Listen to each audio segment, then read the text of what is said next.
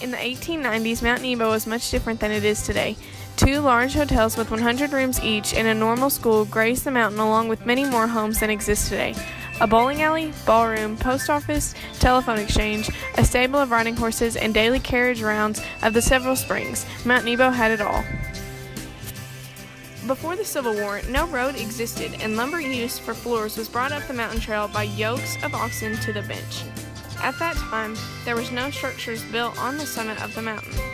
Most or all of the original 12 log cabins, including the first, built by Colonial Sam Dickens of Virginia, burned or deteriorated during the Civil War. After the Civil War, the mountain was named Nebo by Mrs. Louise White in the 1860s. She named it after the mountain from which Moses had a view of the Promised Land. The Whites and other Dardanelle families lived on the mountain during the summer months. The White home stood on the bench by Nebo Springs until 1934. Realizing the potential for a resort area, Captain Evans sought and gained the interest of other capitalists from Little Rock, Hot Springs, and Memphis. They formed the Nebo Improvement Company. The west end of the mountain was surveyed and laid out in blocks. The men in the company then drew lots for the location of their houses, which were built in 1889 on the west bluff near Sunset Point. Prior to Captain Evans' time, most people built log structures on the bench near the springs. The bench is a large, horizontal sandstone slab which reaches completely through the mountain, approximately 300 feet below the summit.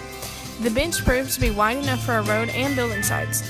The bench is impervious to water, so rainwater percolating down through the soil built up in the underlying pockets and resulted in the numerous springs found on the bench trail.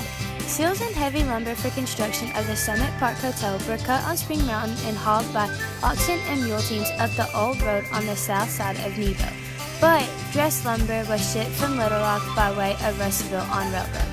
Ferries ran between Norristown, which is now beneath Lake Dardanelle, and Dardanelle. Lumber was then brought to Nebo by 4 mule trains to the big pine known as Halfway Pine. It was hauled the rest of the way in smaller loads by way of the bench and an old road at the west end of the mountain. The Summit Park Hotel opened for business in June 1889. Captain Evans was a natural catalyst for the development of the mountain. For many years, he had operated vessels on the Arkansas, Mississippi, Ohio, Cumberland, and Tennessee rivers. During the Civil War, the Confederate government had appointed him to handle its transportation needs along the Arkansas River. His entrepreneurship contracts no doubt came in handy when the hotel guests began arriving by steamship from throughout the state and from other countries. The hotel was a 3-story main building of 100 rooms with a large wing used for the dining room. There were separate buildings for the laundry, bakery, kitchen, and storerooms to lessen the chance of damage by fire. A second 2-story building contained the ballroom with the hotel employees and servants housed on the second floor. An additional long, low building known as the 13-room cottage and another similar one, the 16-room cottage, supplied sleeping rooms when the crowds overflowed the hotel. Another building, painted red, has the bowling alley, billiard rooms, post office, doctor's office, and telephone exchange. Members of the band, consisting of about 10 black men who worked as waiters during the day and played in the orchestra at night for dances, slept and practiced in the rooms above. Many times, the band would join the group at sunset gatherings, and the evening's dance would take place at Sunset Point. On holidays, as many as 500 people watched the sunset over Spring Mountain. A boardwalk extended from where the Visitor Information Center is today to Sunset Point. Boardwalks also led to Gum Springs and Darling Springs, where guests could sit and muse in the gazebos. During the busy season, carriages and stages likewise shuttled between Sunrise and Sunset Point along Grand Avenue, and bicycles were so numerous they were a hazard. Hotel rates were $35 and $40 per month, with special rates for families permanent for the season.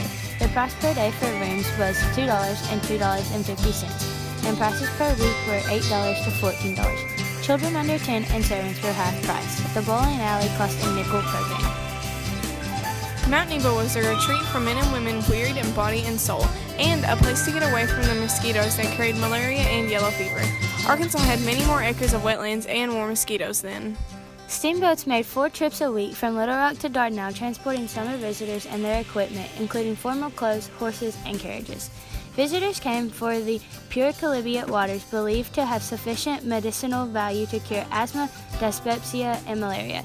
Anyone suffering from debility or exhaustion due to overtaxed mental or physical labor would also be restored to full strength and vitality in 30 days.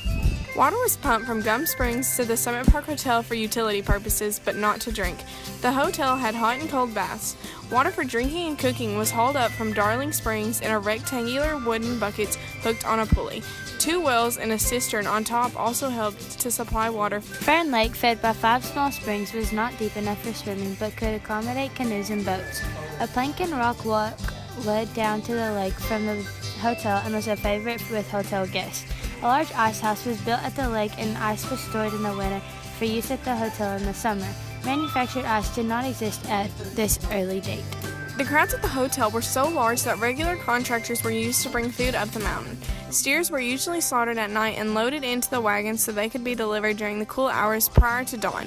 While transporting the meat, guns were used to fend off animals while drawn to the smell of blood. Going down the mountain, the wagons had to drag a log behind them for brakes. On February 26, 1918, fire of an unknown origin burned the Summit Park Hotel to the ground.